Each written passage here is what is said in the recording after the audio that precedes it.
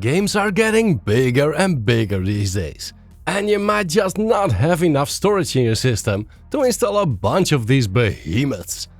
Iceberg Tech made a video a while ago where he tried to run a few games from a NAS. He used a generic CIFS connection for this, and it worked, but some of the games he tried refused to run at all. What if we try this using iSCSI? What's that, you ask? iSCSI is a way of getting a block device over network. When connected, the OS will show this device as a regular drive. This should make running about anything from it a lot easier. Let's see if this works well. After the intro. It's the anarchy with me on the exciting guy. To make the most out of this, I wanted to use a 5 gigabit connection. This LinkStation N1 only has a 2.5 gigabit port, but Unitech was nice enough to send me this USB-C adapter that goes up to 5 gigabit Ethernet. There's a 5 gigabit Ethernet card in my system as well, so I'll directly connect them to one another. The switch in my room only does 2.5 gigabit, so that would cut transfer speeds in half. I will try to see if you could pull this off on 2.5 gigabit Ethernet, 1 gigabit Ethernet and even 100 Mbit though, for those who are unable to upgrade their network stack. Let's first create an iSCSI target. I installed TrueNAS, which makes this very easy to do. Most respectable NAS operating systems will have an option to export iSCSI though. I'm starting with kind of a worst case scenario storage-wise by using an old 1TB hard disk. In TrueNAS there's already a pool on this disk. Head over to Shares and just click the wizard. Create new. Yes please! Let's just call it Games. The device to use will be our data pool. The size should be under 80% of the pool size. TrueNAS doesn't allow us to use the whole disk. Let me show you what happens when I choose 800 gigabytes, which is more than that. I have a modern OS.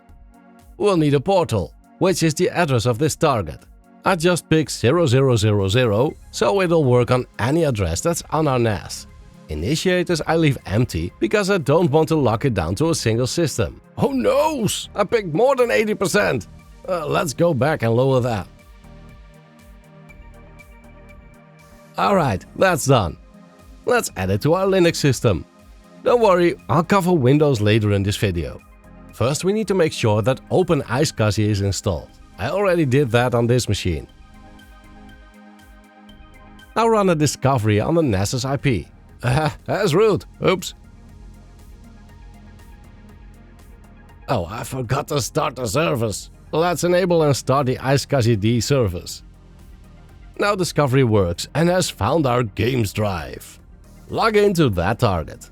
To make sure it will be there after a reboot, I found that I had to manually change node.startup to automatic in EndeavourOS.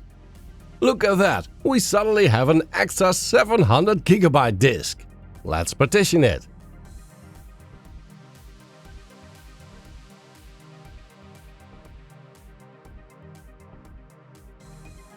Create a file system. Now add it to FS tab, because I want it to be mounted when this PC starts. I'll use the UUID that was on screen during file system creation. Make sure to at least add the _netdev option so the system knows it shouldn't try to mount it before network is fully active. Let's make sure our mount directory actually exists and mount it. I'll change the ownership of the mount point to my user so I can actually write on it. So with a drive mounted, let's get to the easy part. In Steam, go to Settings and Storage. Choose Add Drive and choose our new Games drive. Let's try a few games. To get a baseline, I'll run them from the internal NVMe drive first. Here's MousePI for Hire. The game loaded in about 10 seconds. It took about 4 seconds from hitting continue to getting into the game. At a 4K resolution, I'm getting just under 60 FPS average, with 1% lows down to 29 FPS on this machine. Now let's move the game to our NAS. Go into the game settings, click Installed Files and move Install folder. Now, wait. When I click Start again, it suddenly felt the need to do some shader processing, so it's hard to tell how much longer this took. All in all, it was less than a minute anyway, so nothing horrible. This time it took almost 7 seconds from hitting continue to getting in-game. Almost double! Both the average frame rate and 1% lows are so close to the first run that I don't think it matters at all for this game. Now with 11 GB, this isn't a particularly large game in terms of storage. Let's see how things go in RAID 4, which is 50 GB. Will it still race? It took my system 10 seconds from clicking go to track to actually get on track. At 1440p resolution, I'm getting an average frame rate around 90 FPS and 1% lows in the mid-70s. Move it to our NAS. This time it took over half a minute to hit the track, 3 times as long. In-game, there's no difference at all though. My 1% were a tad higher even somehow.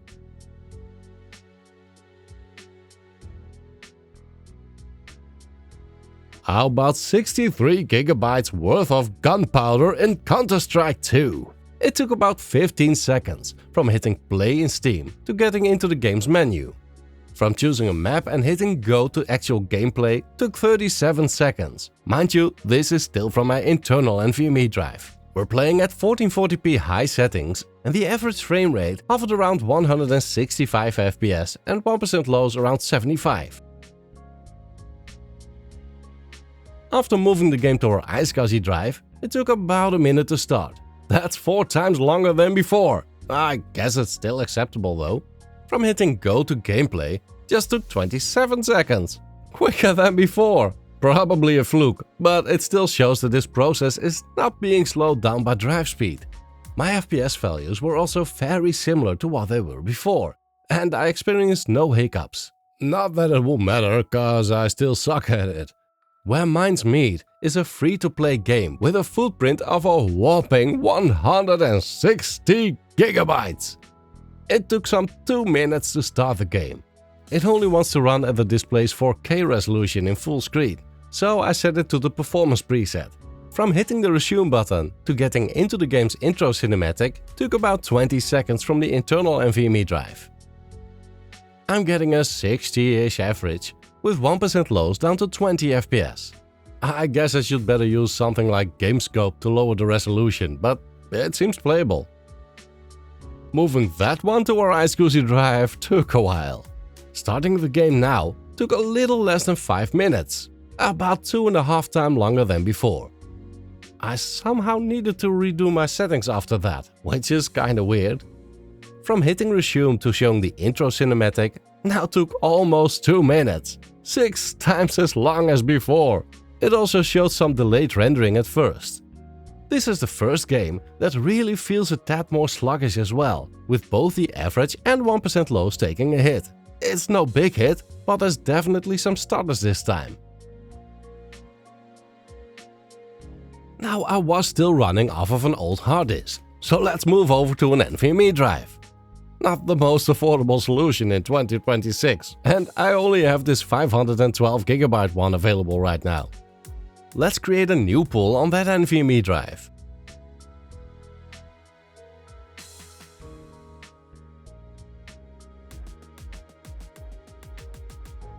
And a new iSCSI target on that pool. Let's call it Quickie. Size, 380. Alright, let's try to find it. There it is. Log into this target. There's our new drive. Partition and format it. Mount it. Choose it from Steam. Let's move our Not enough disk space? Oh man, I'm feeling so stupid right now. 380 megabytes. Let's change that. And 380 GB is too big actually, which I could have known because I'm usually good at mental math. Oops. 350?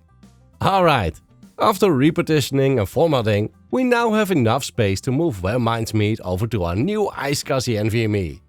This time it took 20 seconds to getting in-game, which is quite a bit quicker than before, exactly the same as from our local NVMe drive. I accidentally got past the first autosave point though, and there's apparently no starting over in this game, so it's not the same part. Here we also see some slow build-up, but performance is very decent, with 1% lows even higher than before and no stutters at all. I'm getting over 300 megabytes a second from the NVMe drive, which is less than what's possible on 5 gigabit. However, that access time of just over 2 milliseconds average is what makes big games that much more playable. The hard disk starts off great with a similar speed, but then suddenly drops to about a quarter of that. I'm pretty sure this is CFS caching from TrueNAS in action, which is why it drops so hard when caching is done for. With 90 milliseconds average access times, it's clear why games that rely a lot on storage being readily available perform that much worse here. So what if you don't want to spend money on 5 gigabit network hardware? Let's slow it down a few times and see what happens. At 2.5 gigabit, we can read from our drive just south of 250 megabytes a second. Getting in-game took almost 45 seconds, more than I expected, and again not the same part, sorry. The game runs just as well as it did before though. Moving down to 1 gigabit. Read rates have gone down to 110 megabytes a second, but access time didn't get much higher. It now took about a minute to get in-game, but once in, it plays just like before. I guess those access times are way more important than actual transfer speeds.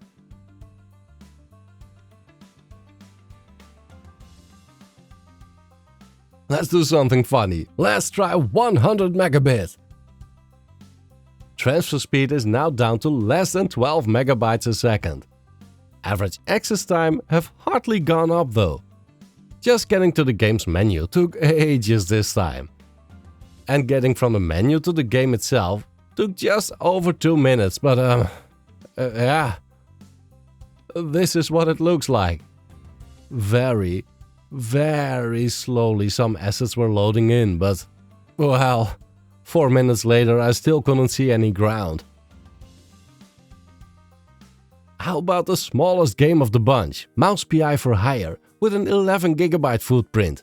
Loading the game took about a minute. Getting in-game took another 1.5. It ran surprisingly well though. A little stutter here and there, but nothing that would break gameplay at all. Mind you, this is at 100 megabit a second, so we've got some really slow storage right now.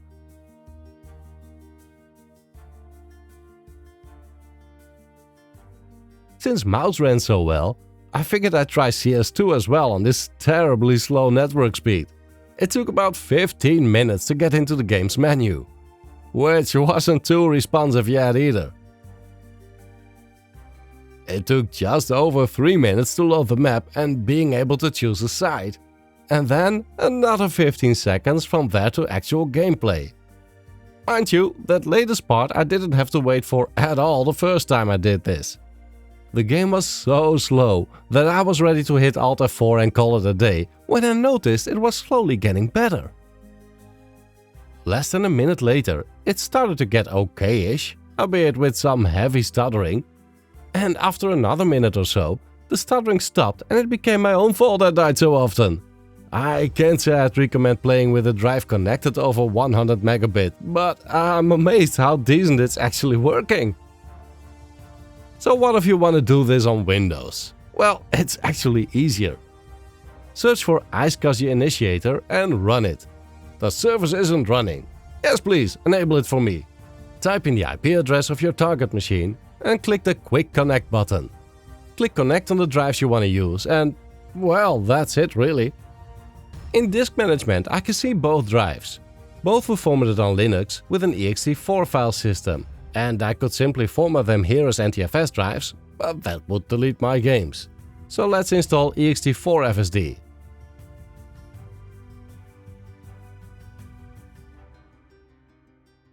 Oh, that doesn't like 300% scaling. Let's disable that. Yeah, that's better. Let me zoom in for you guys. Let's assign a mount point for fixed disk, so I'll get a drive ladder on each boot. There they are. Now in Steam again, go to Settings, Storage and click Add Drive. Simple as that. There's my games again. Let's run one. Oh. Turns out I cannot run any of them. I'll give this error, which, when you look it up, point at a disk failure. The partitions are fine though, which I checked on a Linux PC. I installed a small game on my local drive, Sunrise GP, which is just about 2 GB in size. That ran fine, so I moved it to one of my iSCSI drives. And now it fails to start. What? Moved it back to my local drive and it runs fine again. So, I'd say the iSCSI drives are working as intended, but Steam just doesn't like it? I don't know. I have used ext4 FSD before without issues, so I'm not sure why it's an issue this time. After formatting one of the drives to NTFS, I moved the game to that drive and... no issues at all. Weird. I guess this kinda shows why it's not a good idea to use iSCSI to share your drive among multiple machines. Local file systems just aren't made for that. You can use it on several systems though, as long as they all can use the same file systems and you're using just one at a time. Again, because you're using local file systems and you will get locking issues when you mount the drive to multiple systems at once. So is this a good idea at all? Well, I guess if you have some big drives in your NAS that are not fully utilized and don't have enough storage in your PC, you could do this. Whereminds Me did show us that very big games like that might be an issue, but mostly when running from hard drives. I think the slowdown would be just as severe when you'd run it from a locally connected drive, as slowing down network didn't impact it that much. Seek times were of way bigger importance. As a small bonus, I really wanted to know if things would improve when I'd use a more modern hard disk. So I configured an iSCSI target on my actual NAS, which is this Beelink ME Pro that I reviewed earlier, which has some Iron Wolf drives inside. The ME Pro does have a 5 gig network adapter, but it's 2 stories down and the switches between that and my PC are only capable of 2.5 gigabit. That wasn't an issue before as well though, so let's move it over. Starting where winds meet took just under 3 minutes, which is a lot faster than earlier on the old hard disk. Getting in-game took about 2 minutes and... that looks unpleasantly familiar. This time assets were actually slowly loading in though, and it's somewhat playable but still not great. This game really seems to require SSD seek times.